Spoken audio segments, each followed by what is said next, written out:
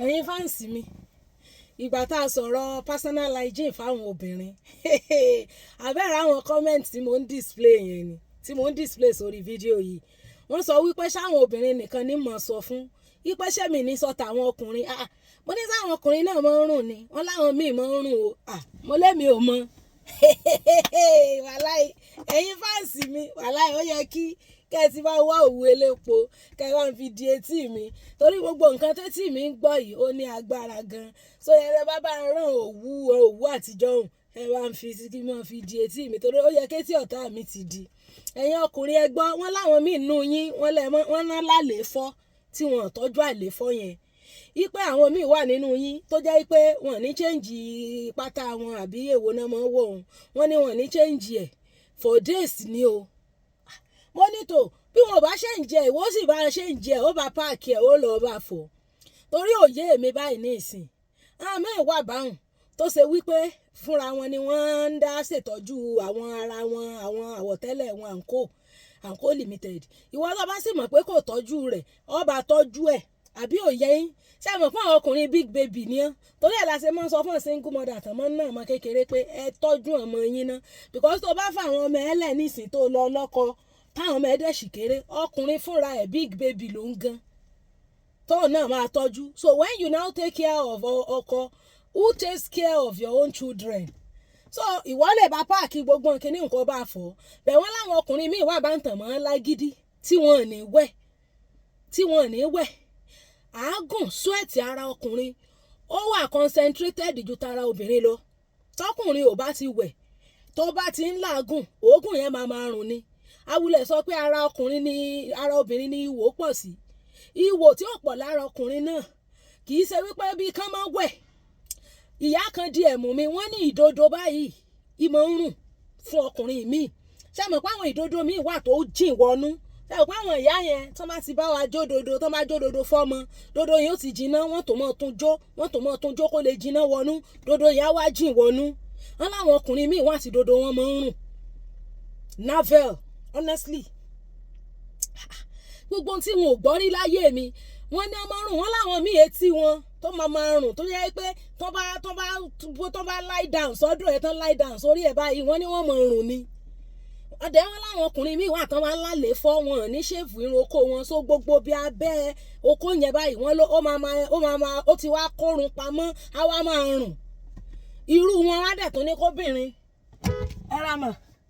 yes ma irú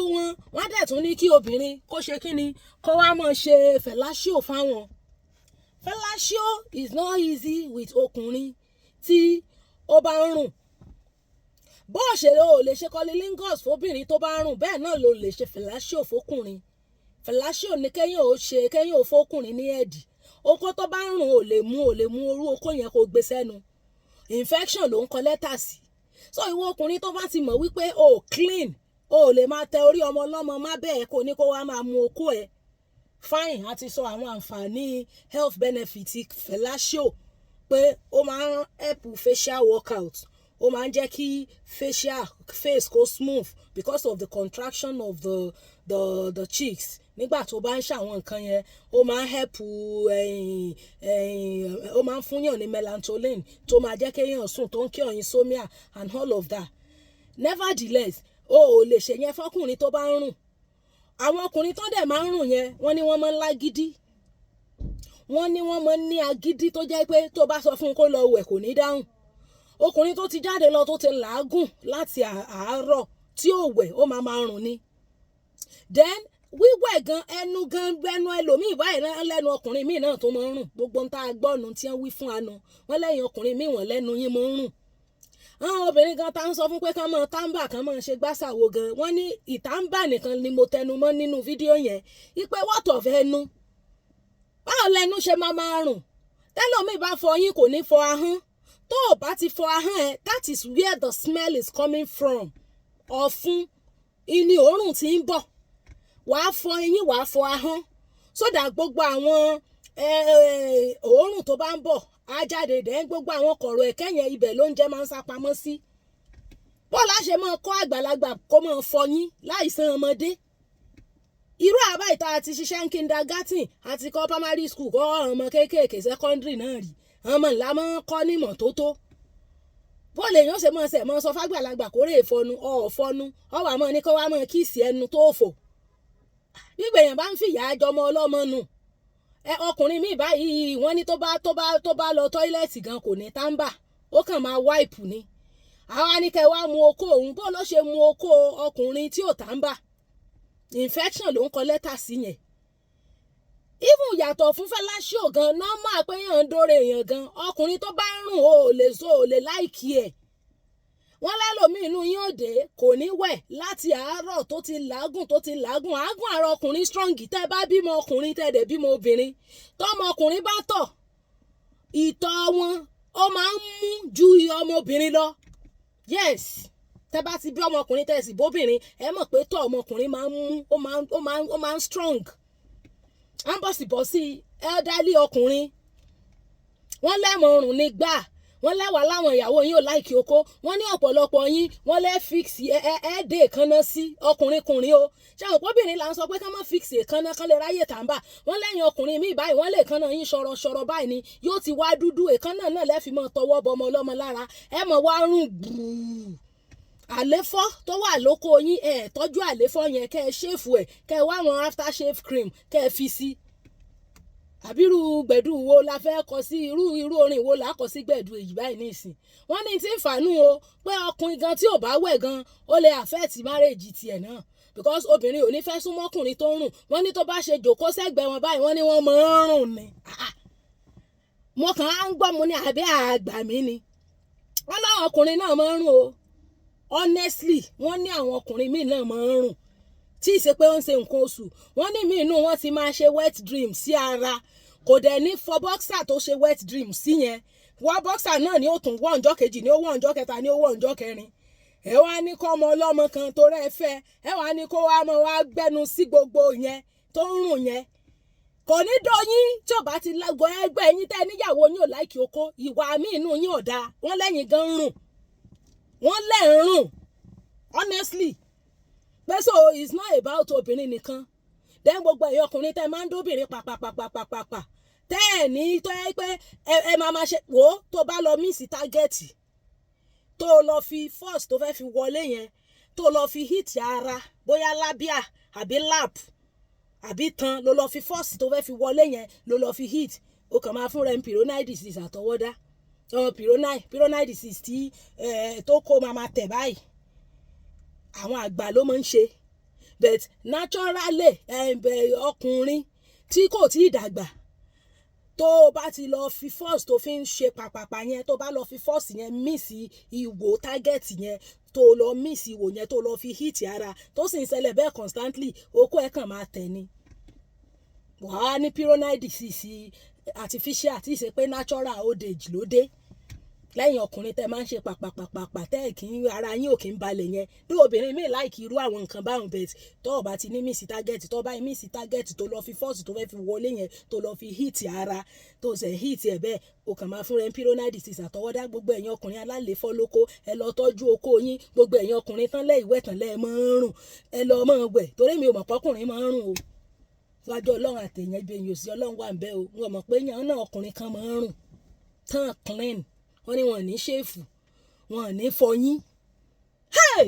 ọlọ́run o bó lẹ ṣe wá ń bárò àwọn ọkùnrin bá ń sùn me understand how you dey sleep with man wey dey smell wey no go baff ó kéré tó yẹ kọkùnrin máa wẹ̀ lẹ́ẹ̀mejì ẹ̀mẹ́ta especially àwọn ọkùnrin tán lára tán sanra yẹn because wọ́n máa làágùn wọ́n máa sweat ni wọ́n